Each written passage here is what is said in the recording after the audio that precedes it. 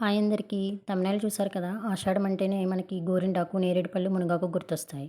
పోషకాలు గని అయిన మునగాకు తెల్లపిండి కూరని ఎలా తయారు చేసుకోవాలో చూద్దాం. ముందుగా స్టవ్ వెలిగించి బాణలి పెట్టుకుని నూనె వేడి చేసుకుని శనగపప్పు, మినపప్పు, ఆవాలు, జీలకర్ర, ఎండుమిర్చి ముక్కలు, ఇంగువ, పసుపు వేసి పోపునంతటిని బాగా వేయించుకోవాలి. పోపు వేగిన తర్వాత పచ్చిమిర్చి ముక్కలు, కరివేపాకు, వెల్లుల్లి కూడా వేసుకోవాలి.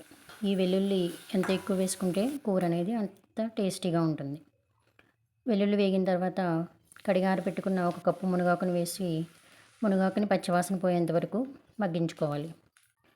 ఇప్పుడు కూరకి సరిపడా సాల్ట్ వేసుకుని ఒక కప్పు మునగాకుకి ముప్పావు కప్పు వాటర్ని యాడ్ చేసుకోవాలి.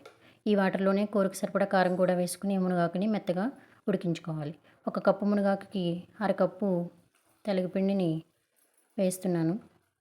మనం ముందుగానే పోసుకున్న నీటితోటే ఈ తెలగపిండి అనేది మంచిగా ఉడుకుతుంది. ఒకసారి కలుపుకుని మూత పెట్టి తెలగపిండి అలాగే మునగాకుని బాగా ఉడికించుకోవాలి. మధ్య మధ్యలో కలుపుతూ ఉంటే మనకి కూర అంతా కూడా తెలగపిండి ఉడికి పొడి పొడిగా రావడం స్టార్ట్ అవుతుంది.